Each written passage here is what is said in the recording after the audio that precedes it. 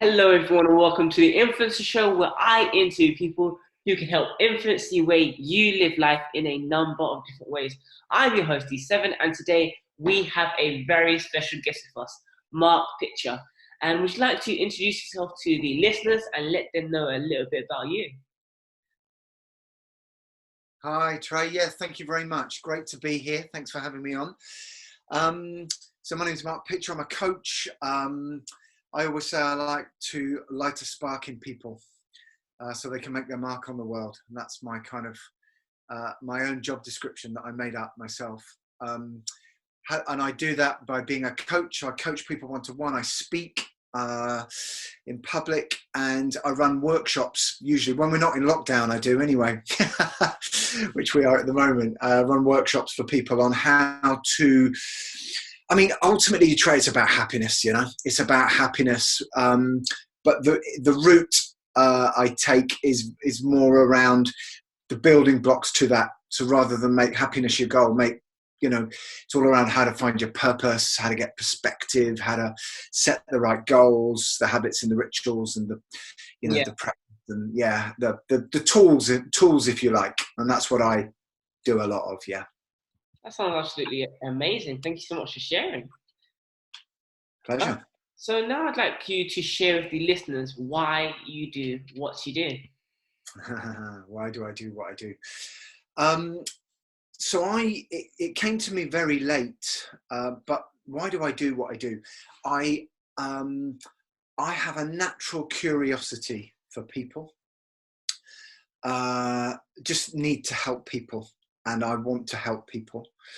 Um, there's pros and cons to that, but the pros far outweigh the cons. People say you can't help all the people all the time, which is probably true. Um, and I love making an impact. And I think if I'm really honest, and let's just go straight in, when I look at how, I back to my childhood, and I was always, there was always lots of love in the family, lots of, I had good role models in terms of parenting and grandparents in terms of generosity and helping others. And I think I've got a huge dose of that, or inherited it rather in the DNA. But I was also very insecure as a kid. I was very insecure about my looks, about my abilities. And as a result, I was always quite keen to get attention. Whenever I had an opportunity to get attention for whatever it was, that really stood out. And it took me a long time of zigzagging through life. And I had a reasonably, I had a successful career, but when it really came down to it, the catalyst moment for the answer to that question was I lost my eldest son, Charlie. I got 4 children, very, very sadly, to suicide in 2016. And that was that was a seismic shock. And it was that event that really forced me to really think about that question that you've just asked me about, what is it all about? Why, who am I? What do I want to do? Why do I want to do it? And I'd thought about it on and off before, but, that an event like that and forces you to think about those things. And I wouldn't wish that on anybody. Something like that, but it never happens to you or anyone listening to this that they know or love. And equally, I don't say it for any sympathy, but it's just when I distilled and came out of my shock and distilled it all down, it was right. I need to help people and make an impact. So that need for attention, which I'm very comfortable with, I thought, okay, rather than try and fix that and see that as a weakness, and see helping people as a weakness, I thought, right, I can use these 2 things. So I'll put myself out there, I'll get attention, but I'll help people at the same time. And that's when I discovered I needed a vehicle and a way of doing that. And that's where I discovered coaching and speaking, and I found the things that I felt I was good at and I could use, really. Yeah. Right. I can only imagine what you could have gone through, and I really do salute you for coming out on the bright side, really, and also not for Because some people, when things like that happen to them, they tend to like close down and internalize a lot of things. But you like kind of did the opposite, and instead of doing that, you strictly wanted to help people. So that's actually amazing. Well, you're very kind. I mean, I it is I do see it as a choice, which sounds a bit harsh for some people. Listen, and I don't judge anybody. Grief, depression, anything, they're real. Yeah, everyone experiences stuff in a different way, and I would not for a second judge anybody. Some people turn to drink or drugs or another. They need a crutch, and I wouldn't judge them for it. I wouldn't judge them for it. However, what I would say is there's a choice there. There's a choice that you can make. Go, right, how am I going to do this? I can become a victim of it, and it can define the rest of my life, or I can use it. And really, that's at the center of my work, and could have been my answer to you earlier when you said, why do you do what you do? It's about using whatever experience you've got or I've got, good or bad. In my case, there's a ton of good, and one massive piece of adversity that I'll probably never get over, if I'm honest. But it's how do you use that? And it's really how I see it, to help others.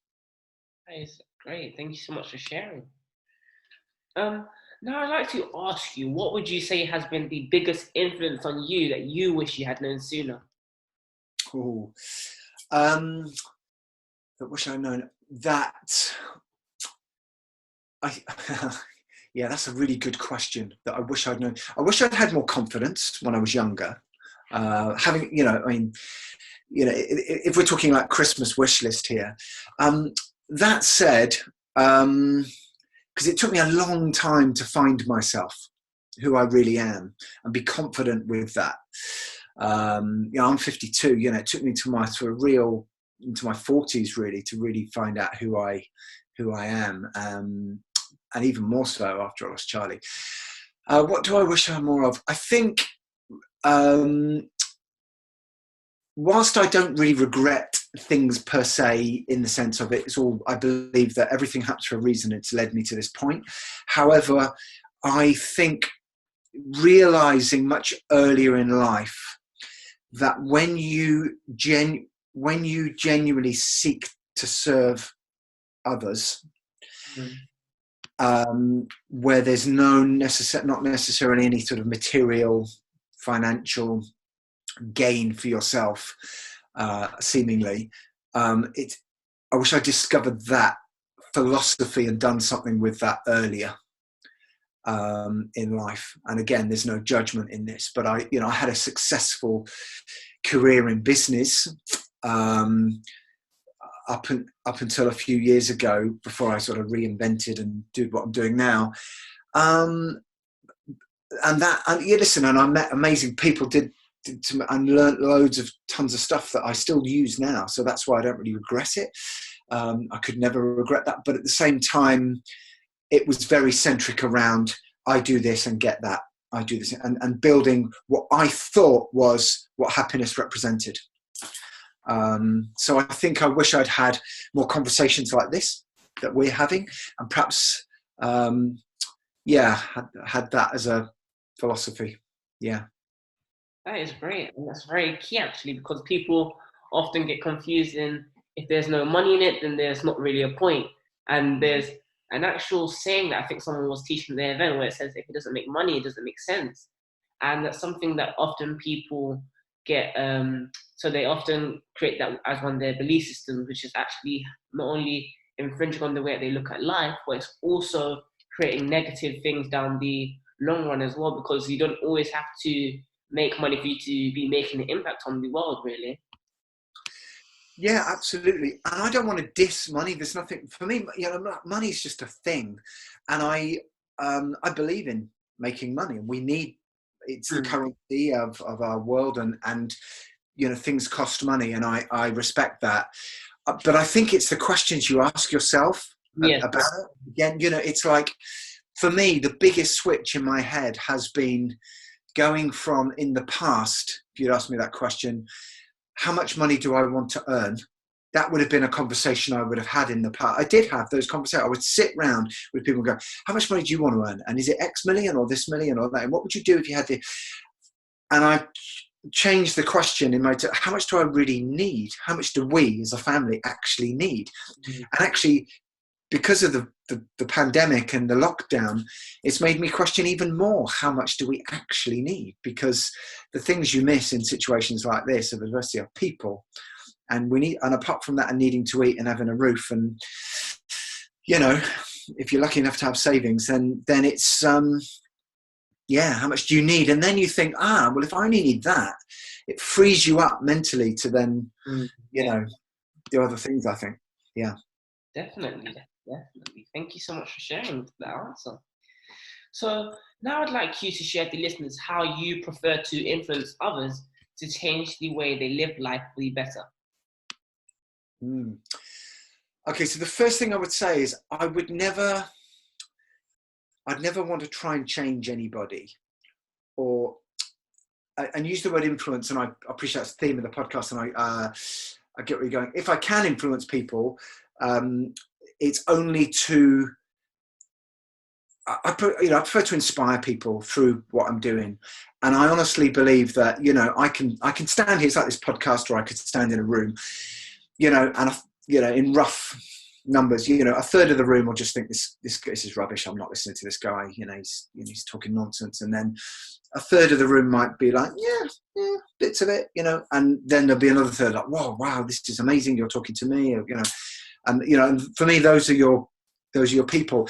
And I'm not out to change anyone. I'm not trying to convince anyone that, that they should do a certain thing, have a coach, or, and even the things I talk about in my workshops, I'm not preaching them as in, I'm not trying to fix anyone and say, everyone should do this, like everyone.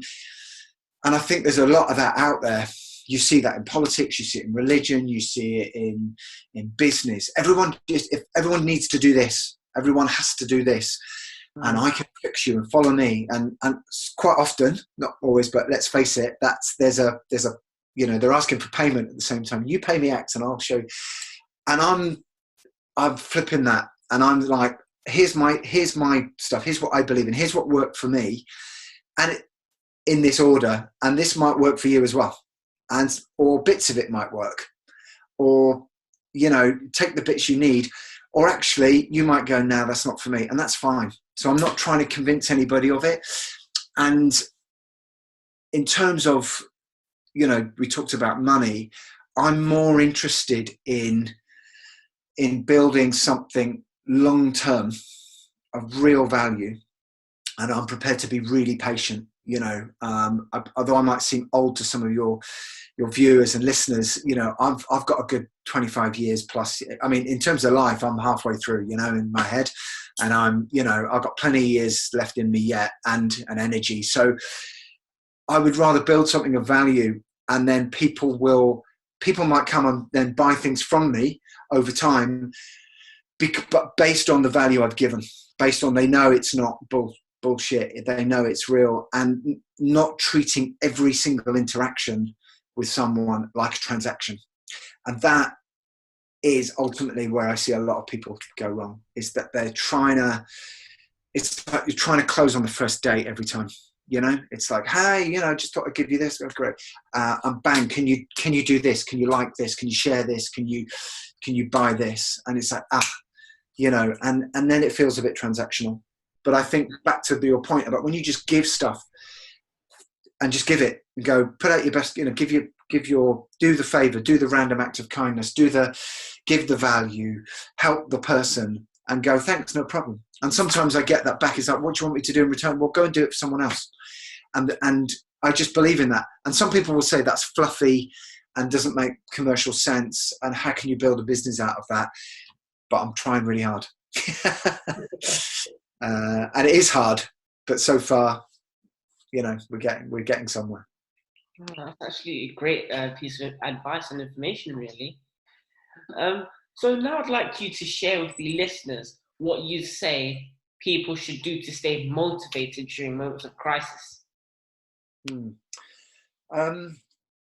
So this is linked back to your previous question. I believe, and so I'm going to jump in on that last question as well again, because in terms of influence, I would just say there's an inward journey there, and it's focusing on yourself first and your needs and becoming as self-aware as you possibly can.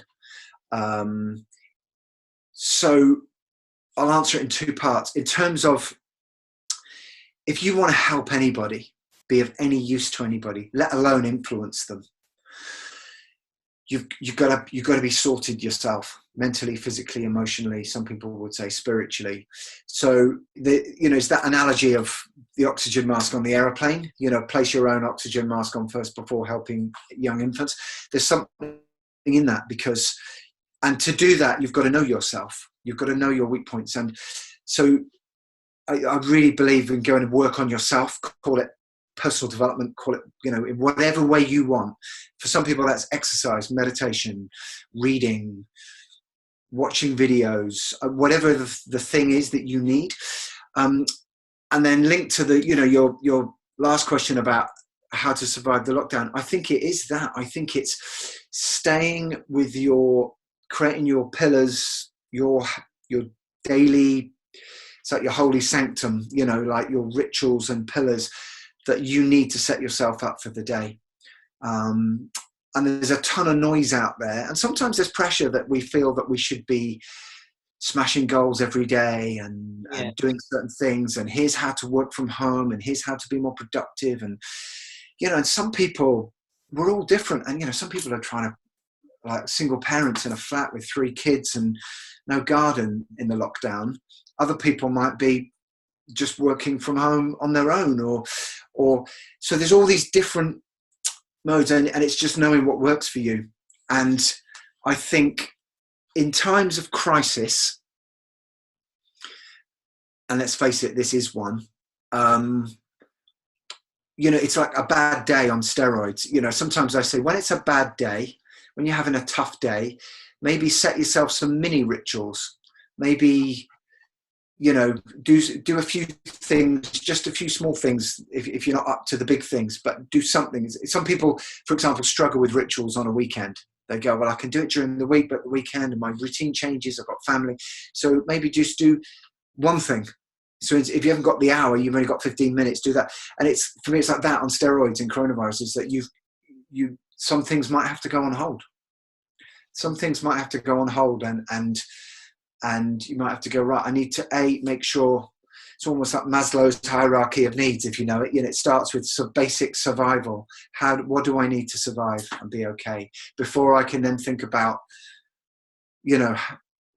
how I can help others and where I'm going to go. So, I'm a big believer, if you want to get really specific, I'm a big believer in rituals, daily rituals anyway, particularly in the morning, how you start your day, setting yourself up for success. I'm a big believer in that.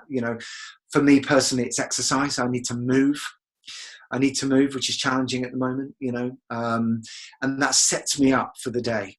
But again, other people will have different things. But when you can stack those rituals up, I think it really sets you up for success. Yeah. Definitely. I actually 100% agree with what you just said there, really. I totally understand why and how important rituals are, just as a way of something for you to look forward to, and something just to start your day feeling energized, really. Yeah. Yeah. Oh, no, go on. No, I agree. Yeah, totally. Yeah. And sometimes it's an interesting thing with habits and rituals, because they can sound boring to some people, and they are sometimes. Success sometimes is boring, and it's in the same way that, revolution sounds exciting and evolution sounds dull, but sometimes it's the Kaizen, it's the just doing the same thing over and over, getting a bit better, that can some days be boring, but does get you somewhere if you don't quit. And I'm a big believer in, sometimes say, show me your weekly routine and I'll predict your future, Yeah. And it's about them consistent steps in the right direction, really. So now I'd like to ask you, what is your passion and end goals? passion and my end goals. My first passion is my family, so for changing the world and making an impact and helping people, but it starts with family. I always say, change the world and do all that stuff, but don't forget to, clean the kitchen and load the dishwasher at the same time. Little things are important. So that is, a big passion. I'm passionate about people. I'm passionate about people really just fulfilling their potential and making their mark in whatever way they need to make it, whether that is resolving a relationship, improving relationships in their life, achieving a dream, a goal, particularly if they've come from a place of adversity. So I, help a lot of people who've been through or are going through some tough stuff, and helping them, use that to realize maybe it could be their biggest strength, and that go on to achieve amazing things. So I'm really passionate about that. And I guess where I'm going with all of this really is, it's interesting. This is a link back to earlier questions here. I think what I'm chasing is a feeling. I don't just think I know. It's not an amount of money. It's not a thing, it's not a Ferrari. It's a feeling that, of me, sitting on the beach, which used to be a beach, and now I can see the beach, with my family, and my kids still want to be around me, and everyone's happy and healthy. We're all healthy, and I'm still able to do, something like I'm doing at the moment, in whatever way. So, whether I'm coaching someone from a wheelchair, or I don't know, but, or doing something, or have, I'm still able to contribute, I guess, but I've got that feeling of balance. That's where I'm going with it all, really, because actually without happiness, we all want to be happy, right? I mean, that's ultimately, I think, the aim for me and for other people. Yeah, I think that's great. Not for me to say it should be their aim, but I think it's a good one. Yeah, I definitely understand, and I really do wish you all the best with that. On that note, I'd like you to share with the listeners what you would say to the world if you had a megaphone and you could say anything at all you wanted that would have a lasting influence on the world. What would it be and why? Spread love. Spread love. Love each other. Just more kindness. I mean, if it was one word, it would be love. But I think anything that brings love, kindness, be kind, and have more empathy. Keep perspective always. Be positive. Anything that leads to love and positivity. Those two things really. And I think again, I'm far from me to preach on what I would never tell people what to do, but anything that promotes that or brings that, I would be shouting that message. Yeah. That is great. Thank you so much for sharing. And that's actually a really key one, really, because often people, they think about all the monetary aspects and things like that. They think of, I want to have this amount of money by this time and all of that. But actually, if you're not able to share love with other people, then there's really not a point in getting all that money and things like that, because if you don't have those loved ones to share it with, then you might be thinking, what is the point, really? Yeah, I mean, with money, I always come back to intent. Money is, for me, one man's opinion, is neither good nor bad. It's your intent and how you use it. So you could have a ton of money, you could be a millionaire, multi-millionaire, and if you've got good intent, you're going to use that money for some amazing things. So I believe in, I'm not anti-money. In fact, I don't think love and money have to be polar opposites. Money's just a vehicle, it's just a thing, but it's your intent. It's your intent. Equally, if you've got bad intent or you want to manipulate, then you can use money in a less than good way or a bad way. So I think that's worth saying. And I think that I would summarize my whole philosophy on this is I would rather be sat on that beach with, I don't know, I'd rather be sat on a beach with £250,000 in the bank, but 500 people at my funeral than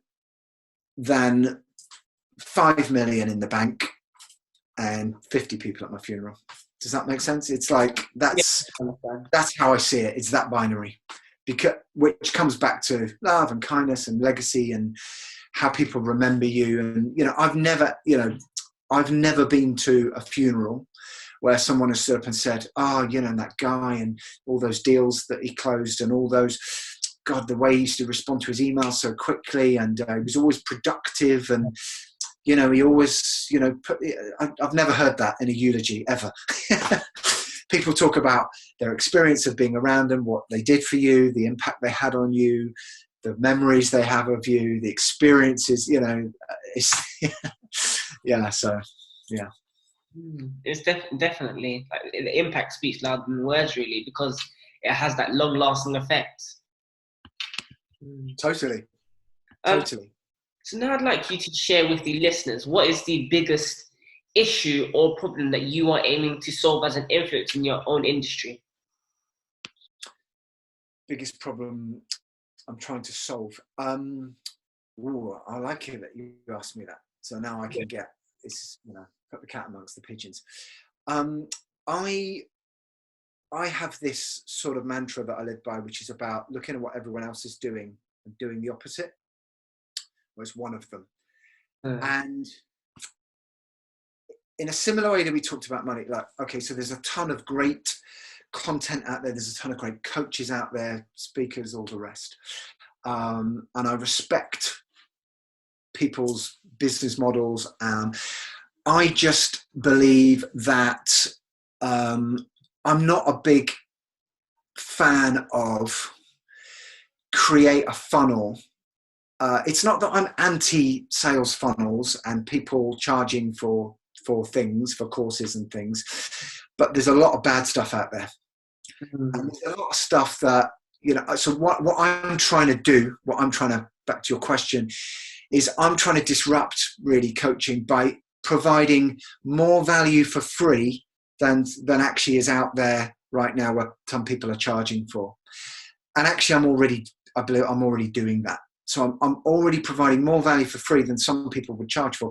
Not that I've got an issue with those people, and everyone's got their own model, but I just really believe, again, it goes back to saying I'm building something for the long term.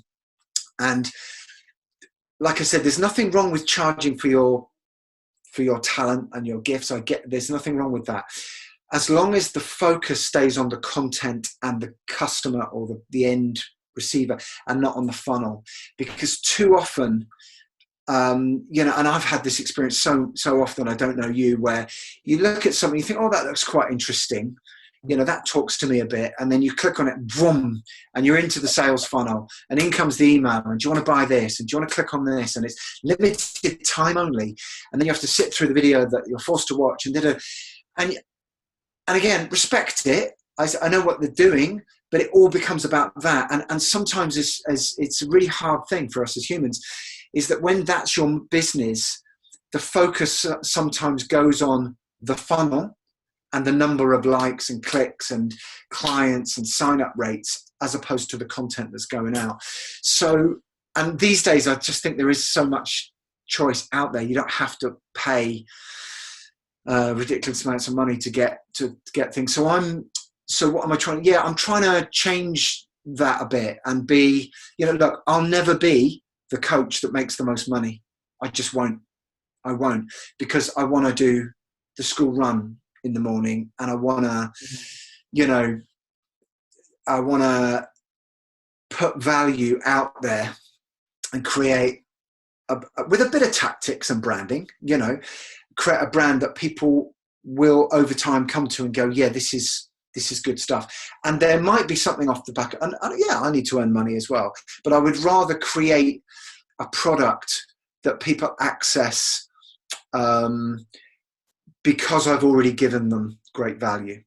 So there's a trust there. So I'm very, very influenced by Gary Vaynerchuk on this. You know, give, then give more, then give even more, and then ask, but asking without any expectation. So now and again, I might pop up and say, hey, I'm doing this workshop. Does anyone want to come? Does anyone buy it? It costs X. And if they say yeah, they say yeah. If they say no, it's fine. And I will keep giving the value. I'm not going to go, well, you're out then. Yeah. Does that make sense? Yeah, I definitely can. Yes.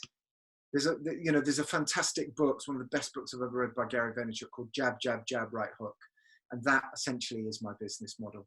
And I think a lot of the time with Gary Vaynerchuk, whilst he motivates me hugely, he motivates many people, trying to do what he does and not just listen to what he says is really hard. But that's what I'm trying to do. Oh, that's absolutely amazing, really. Thank you so much for sharing. And I really do agree with all the points that you said there, because people often, like, they try to charge crazy amounts of money for very little value, and it's just about people opening their eyes to free, if not free, then low paid content that has the same, if not even more value, that can produce them even either the same or even better results at a easier price range for them. Yeah, that's right. And I think also, and look, there's a lot of talented people out there, and I get it, and I respect it, and I do respect it. But at the end of the day, for me, the dynamic changes when the financial transaction is in play. The dynamic changes. So I could be sitting there going, hey, do this and do that and have this and have this. And the minute I say, oh, that's going to cost X, the dynamic changes. There's an expectation there. And that's where I can sleep at night, because I'm not doing it for that. Now, listen, don't get me wrong. I'm building an app at the moment, and I will put some stuff out and there'll be a charge for that. And that will be an ask at some point. But I'm talking, I'm currently looking to build the Netflix of coaching. I'm talking like 2 cups of coffee a month. And my plan is to put so much value into that people would actually, and I've had a good look at what's out there, that there are people charging 10 times what I'm planning to charge. And even then it's an option for people. It's like, customer always wins in the end. Customer always wins. I'm a big fan of what Spotify has done in music sector, what Netflix have done in the film sector. They ultimately have given the customer what they want. They want it when they want it, on demand. And when you go the extra mile and you delight people and surprise people, that's when people start, are thinking, oh, actually, yeah, I'm going to pay for this because it's got value. But I think for me, it's about giving out your best. A lot of people are afraid. I get people all the time saying, Mark, you're mad. You're giving away all your best content. Yeah. And I'm doing the opposite to what most people do, which is, here's a little bit of stuff, but if you want the real stuff, you've got to pay. And I'm doing the opposite. And I could be completely wrong, and we could do this podcast again in 5 years. And, I might go, oh yeah, it didn't work. But I've just got a funny feeling. History proves that if you do the right thing, and you put out good stuff, people will come to that. They trust you on it. Definitely, I 100% agree with that. And it's funny how you talked about how they give a little bit away, and they say if you want more value, then you have to pay, and that's something that is used a lot now and worldwide, really. And it's that salting effect, where they give you that little bit of information and they try and like feed you in and things like that. And it's kind of like funny to see, as it's funny, like when it's coming, because there's been times at events they're like, oh, run to the back and things like that, and it gets absolutely crazy. And I think that it's like sort of inhumane, really. Yeah, look, I respect it. I've been to Tony Robbins' UPW. I paid money to go there. Well, actually, it was a present for me, but people, my family paid money, and I respect it. And he's massively successful at what he does. And there's other people, and I've been on other courses like that, and I do respect it. I'm not standing here saying those people are bad, not at all. And I've learned things on those courses and got stuff. But I think that again, I come back to intent, and I think it's that thing of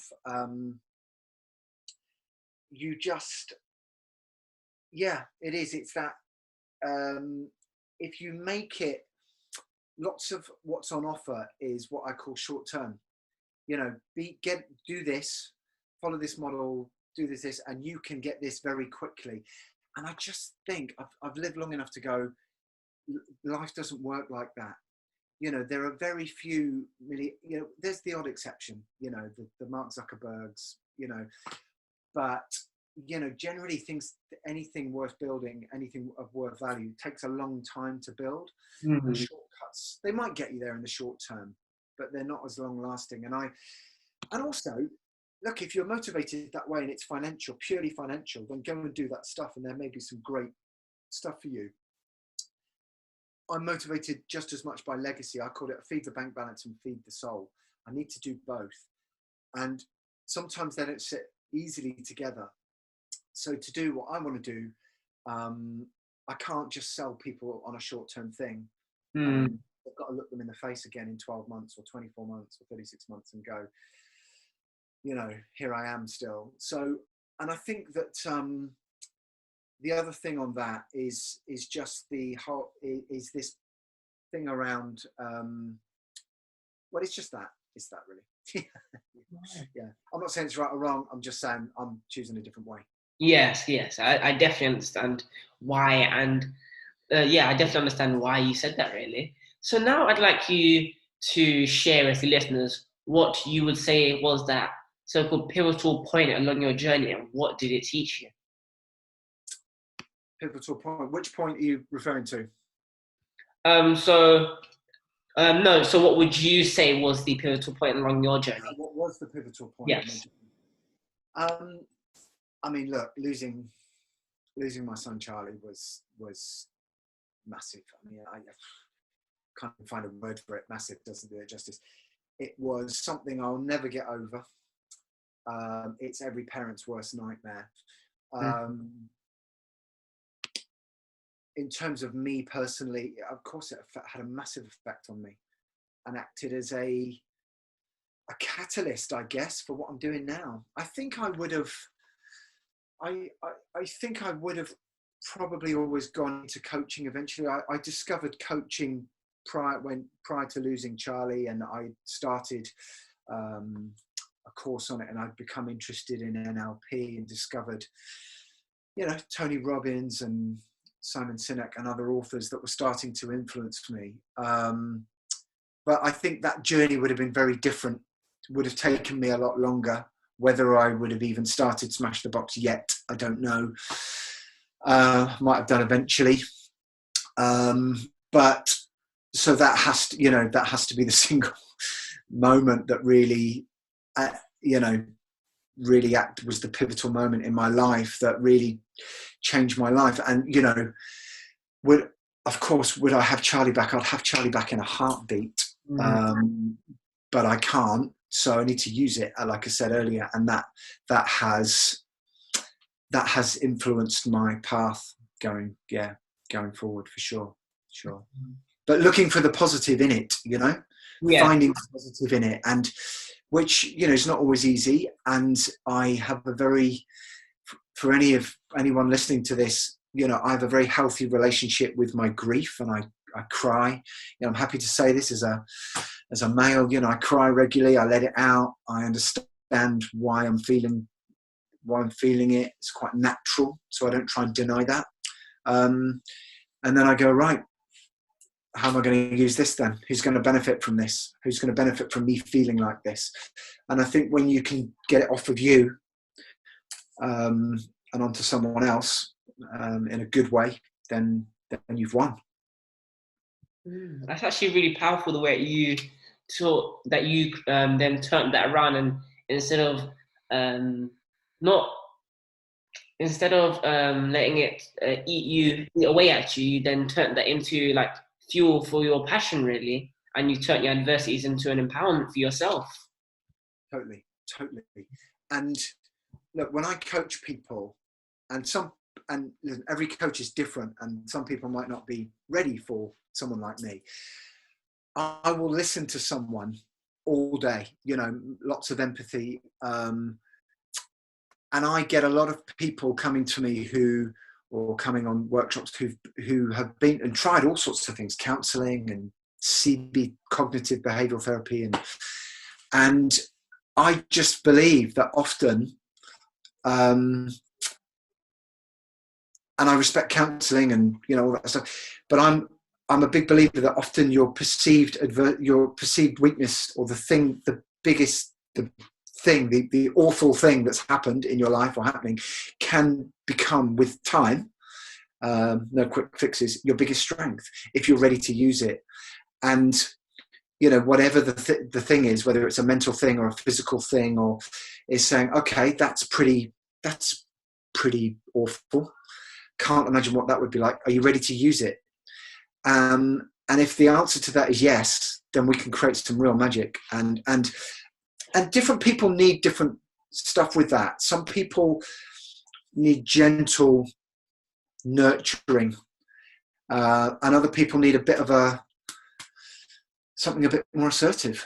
I said to someone recently in a coaching session, I said, I think you're being really selfish. What do you mean I'm being selfish? Because they were beating themselves up about what had happened to them. And I said, look, think of all the people in the world that have been through what you went through, or are going through it, or may go through it in the future, that are never going to get the help that you can give them. They're never going to hear your voice or see you speak about this, and think of all the people. And then you see the shift in people, and it depends on the person. I'm really respectful of people's life and experience, and sometimes you see a shift in people, like it's almost frees them up. They're like, it's not about me. It's not about me. It's about them. I see people who are like shaking with fear, never spoken in public before, and then they start thinking about those people and not them, and forget about the slides and what you're going to say next, and just let it come. And the impact you can have on people is incredible if you're ready for that. And not everybody is, but yeah. That is a great piece of information. I'd like to say thank you so much for sharing that. And I hope that you listeners have gained a host of golden nuggets from Mark Pitcher so far. So on that note, I'd like to ask you, what are the top 3 lessons that you have learned along your journey, and how did they influence the way you look at life? Top 3 on my journey, how did they influence how I look at life? Okay. It doesn't matter what happens to you. It's how you react to what's happened to you. That's my first one. And that, I go back to that pivotal moment where, yes, however bad, and let's not deny the reality of any of this, not trying to pretend or dress things up. There's a period that you need to go through to grieve, or to recover, or whatever it might be. But there is always a way, always a way. It might not be the same way. It might be a different way, and it might be a harder way, but there is always a way. I think the second thing I would say is, if you do choose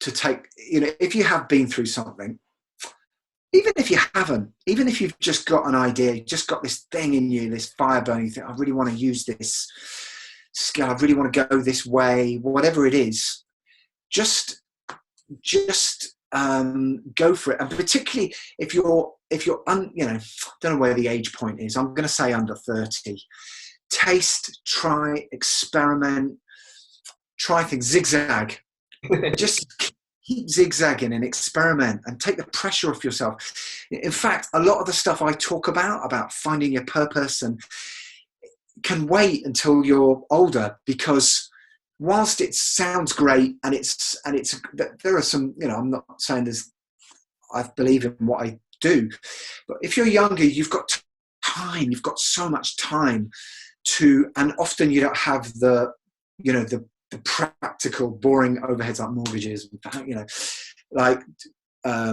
obligations, so there's chance to experiment and try things, and so don't put pressure on your next. You've got to find the thing. There's no one way. There is no one way to do something.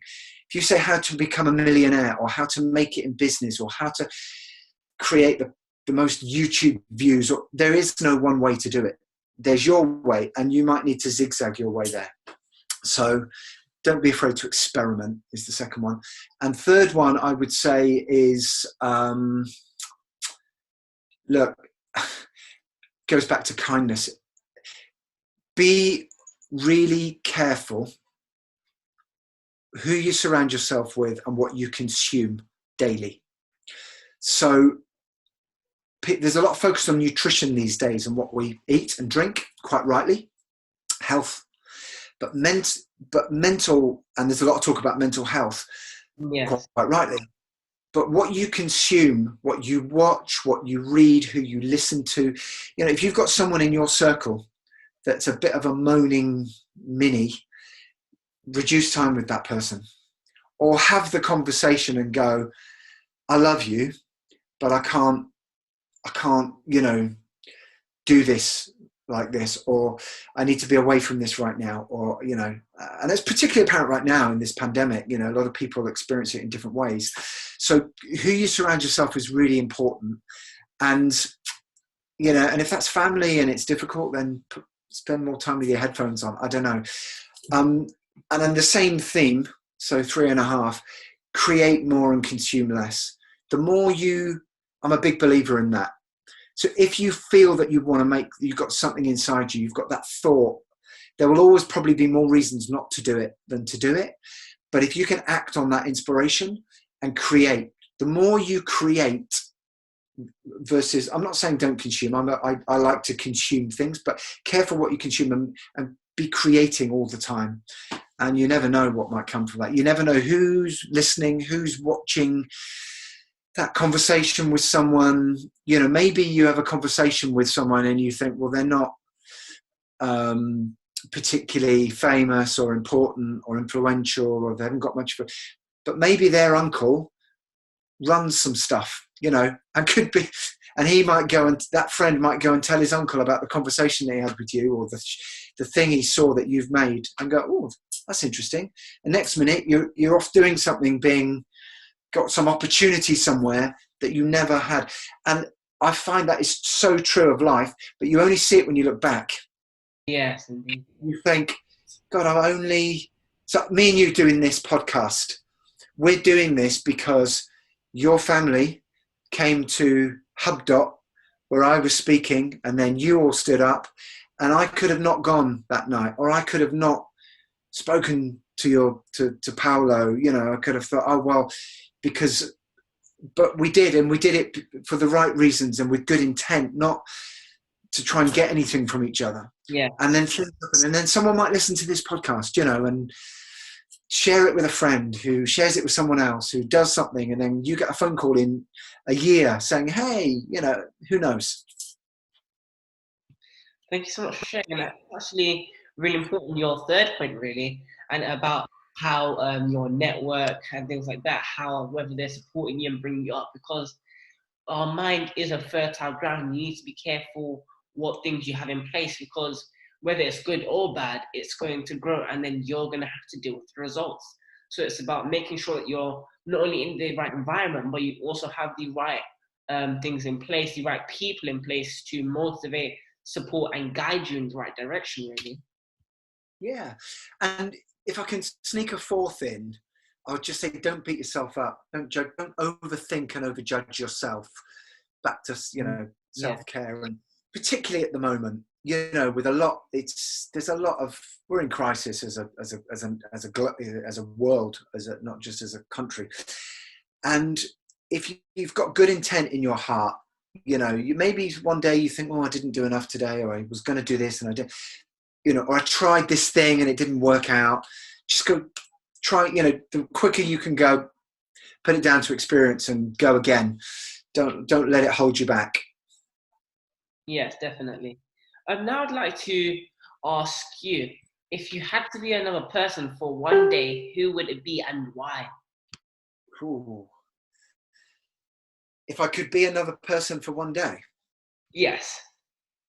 That is a great question. If I could be another person for one day. I think, God, there's so many people that inspire me. I could be another person for one day. I mean, I am fascinated by history, and you know, it might sound a bit of a cliched answer, but I would love to experience be like Winston Churchill when he realised that they were going to win. That it was that moment when, after all the hardship and adversity that he went through, that when they realised, this, we're going to win through, would be really interesting. um, God, I think, okay, I'm going to give a bit of an abstract answer,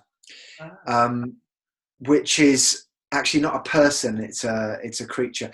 I've often, when I'm asked about if you could be any particular creature, to be an eagle, for a day and fly really high above the world, be able to look down and, with my mind as it is now, just see the wonder of it all. And I'd love to be able to fly and really sort of suck all that in and just see the wonder of it. Yeah, I think that's, yeah. So that's a bit abstract and maybe not what you're expecting, but yeah. I think, I mean, there's a ton of people from history that I really admire and think, wow, that would have been incredible to, and sometimes I'll watch a movie and think, wow, that's, that would have been great to have been there at that time. But yeah. That is great. Thank you so much for your answer. Now, I'd like you to share with the listeners what your views are on the word legacy and what legacy you would like to leave. My views on legacy. Well, I shared a little bit earlier on legacy, and for me, it's about the emotional, what I call the emotional footprint you leave on people. So, for many years now, we've been used to this expression, carbon footprint. Talking about the environment. What's your carbon footprint? Which was at the time, probably going back 20 or 30 years, quite a new expression. No one had heard that before. And it was quite clever, because when that, people thought, oh yeah, I know what you mean by that. And more recently, we've heard of, or I've certainly heard about social footprint, or what's your, particularly in business, what's the social footprint? What's the impact on the local community or the environment of this business? And I like emotional footprint, because that's the mark you leave on someone, in how you make them feel. For me, legacy is about how you make people feel, and so I think it's important. I do think it's really, some people might not, but I think it's really important, and I drive my life and my business that way. Like I said, Smash the Box will never be the business that makes the most money. There are plenty of people out there that will be far more financially successful than I will. But I want to be the coach that gave the most value. The one that cared the most, gave the most, where that's what I want the legacy of Smash the Box and me to be like. Wow, that long after I'm gone, I've got this sort of like slightly perverse or weird sort of aspiration that, like someone somewhere in the future will watch a video of mine and get inspired by it and think, wow, yeah, that's great. Oh, I need to look this guy up. Where is he? And someone said, well, I'm sorry, but he passed away 10 years ago, and but the fact that could still influence someone in a positive way, I love that. And that happens to me now. I'll read a book and go, oh, wow, and find that the author's passed away, and you think, but he's still influencing me, which is amazing. Yeah. I love the idea of the timelessness to that. And what was the second part of the question? Sorry, about legacy. What are your views on the word legacy and what legacy you would like to leave? Oh, right. That, what I just said, really. I just want to be able to inspire people. And I'll do it with all my passion and energy while I'm living and breathing in this body. And if I can leave behind, I like using video a lot. It's probably my thing. or whether it's that or a podcast that somebody listens to and go, there you go, those are my gifts to the world. And that's, I'm not, if I was a musician and could write a beautiful song and leave that would be amazing. I'm not. So, but using the gift and legacy, I think for me is knowing,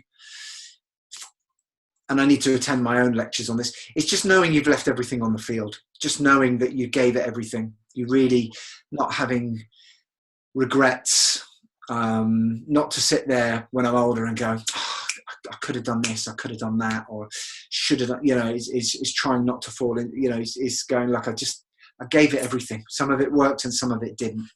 But, that's for me, that's legacy. Thank you so much for sharing. And that actually reminds me of something, really, how people always talk about grasping opportunities and using them to make the most out of it, really. So that way I'm not saying that you have to leap at every opportunity, because obviously some things may not be for you, or some things you may not be able to do at the place you are in this moment in time. But it's about using everything to your advantage. And if you're not able to use it, maybe even instead of shutting it down, maybe even passing it to someone in your network who can benefit from that. Totally. Because then you become that person.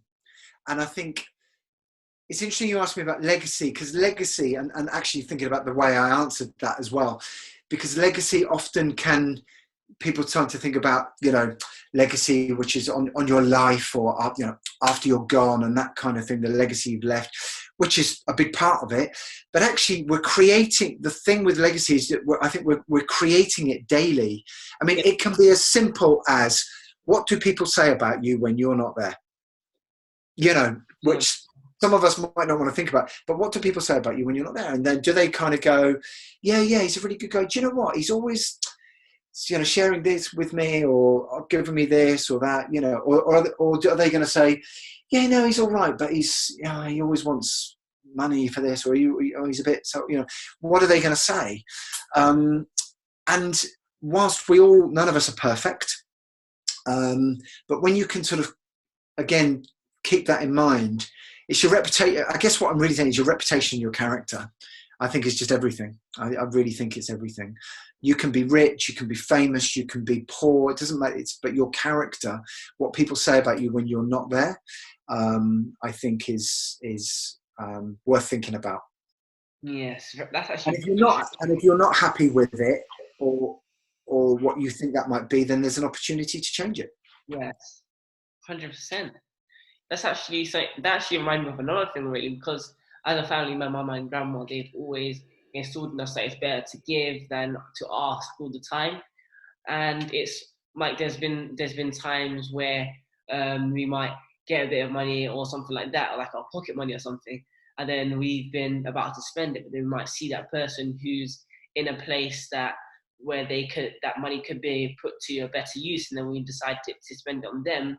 And sometimes you might be thinking, oh, I should have got this, and things like that. But then if you actually look back on it from now, then you realize that you've actually made an impact in that person's life that was somewhat more significant than that thing that would only last a short amount of time, and after you want to get a lot more of it. Really, yeah. Yeah, absolutely right. And it takes a brave person to do this, but sometimes if you've got something that's niggling away at you, with a person that you did something, you said something that wasn't right, maybe you offended them, maybe you didn't quite do right by them, and you kind of secretly know it, to be able to go back and say, hey, look, by the way, 4 years ago, that conversation or that thing that, I made a mistake and I'm sorry. And I just want you to know that. And it's too late to fix it, and to admit that you're prepared to be wrong, or it can be a hugely powerful thing. And I've seen that where it can then mend and make that relationship even better than it was before, or rekindle. And maybe that person turns around and just gives you the finger and says, well, sorry, mate, but you blew it. If you can still sleep knowing that you tried, which is where the bravery comes in. And that might not be everyone's cup of tea, because we can't all be right about everything. But being able to go back and say, look, I'm sorry for the way I treated you, spoke to you, that thing I did, and it wasn't my intention, and I've learned from it, or is a really powerful thing. And again, if you want to do it, and I'm not saying that people should do that, and there may be people actually in your life you think who are toxic and you don't want around in your life, and you don't want to go back and reignite that because they're just, but there could be others where you think, actually, you know what, that person deserves my apology. Yeah, that's actually really true. It's about taking ownership and having that integrity to stand up and say, hey, I've done something wrong, and things like that. And on that note, I'd like you to share with listeners, is there anything that you've done in the past, and now looking back on it, you may have wished you'd done it differently or maybe even sooner? I've done it in the past differently.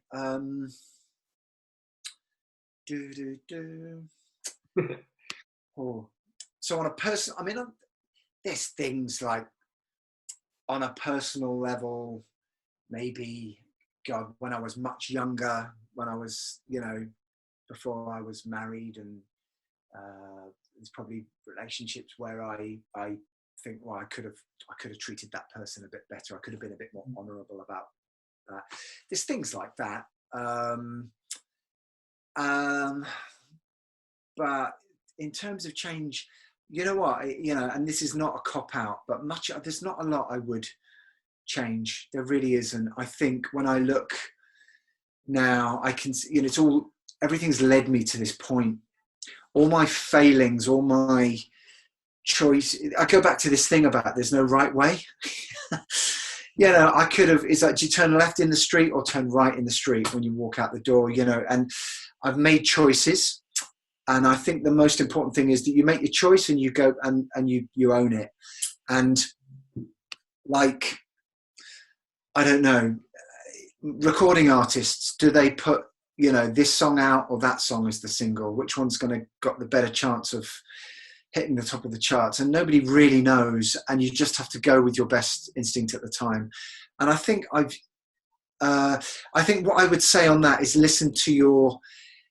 learn to trust your own instinct and your own heart. So actually, yes, there are things, I'm trying to think of a particular example, there are times when I've not listened to my instinct and I've allowed myself to be influenced by somebody who, because they were older or they were more domineering or they're more persuasive, and they influenced me down a route, and I think I should have listened to my instinct and not taken this opportunity or said yes to this thing. So there's a couple of things like that, but in terms of the big stuff, no, I'm just I'm a big believer in, like, this is where I'm at, and yeah. That is amazing. Thank you so much for sharing. And now I'd like to ask you, what advice would you give to your younger self? What advice would I give to myself? Speak your mind more. Speak your mind. Slow down. Life's a marathon, not a sprint. Perhaps prepared to be a bit more patient in certain situations, particularly in business. But yeah, I think having the confidence, I think I touched on this earlier, having more confidence in myself and my own voice, and have done a little bit less people pleasing. So I in the past, when I was younger, I tended to be a bit of a people pleaser at times, and I wish I'd probably done that a little bit less, and spoken my mind a bit more. And I probably learned how to speak my mind. Does that make sense? Because you can speak your mind without offending people. I think that would have been a good thing for me to have learned earlier on. Yeah, that's really important, and especially in this day and age, like everyone's used to getting everything instantly, instant access, and so many other things like that, and that's really set them back as to how much they can achieve, really, because they want everything in the now, and they aren't in it for the long-term results. Because sometimes, yes, it's good to have them successes in a short period of time, but it's about that journey that you go on. Because um, throughout that journey, you then pick up certain habits, certain traits that could then benefit you for a lifetime, really. 100%. Nothing's for free. Nothing comes easy that's worth having. I just believe that. I'm sorry, but I just do. And look, you know, people can sort of you can like the post on Instagram and go, yeah, life's a journey, not a destination. But doing it's hard. Doing it's hard. And people don't want to hear that often. So like, you know, sometimes if you're 21 listening to this or 17, you don't want to hear someone like me go, you know, I can fire people up and go, yeah, you can do this and really work on it. You know, people fired up and give them some great tools and techniques, and then go, now you've got to be really patient for the next 10 years. Nobody wants to hear that. Yeah. Nobody, you know, and do that and be, because it's hard. And I, at that age, probably wouldn't have wanted to hear that. But I just believe it's true, you know, just patience. Life is long, and it has this habit of coming back and kicking you in the teeth if you're not careful. And it just, things take time. But if your intent is good, you know, and your purpose is strong, and you've got a skill or a talent for something, and you go about it in the right way, I think anybody can achieve so much. That is so very true. And now I'd like to ask you, what advice would you give to those who have had their very own £1 million idea at a time like this? Go for it. Just start. Act on. If you've got an idea, you know, listen. Ideas are not worth. I won't swear on your podcast, but they're not worth much unless you act on them. Mm. You know, we've all got ideas. You've only got to go on social media for about 10 minutes. Everyone's got ideas. Everyone's got ideas on what the government should be doing right now, what, you know, we should be eating, what, you know, how we should be building our businesses. Everyone's got ideas.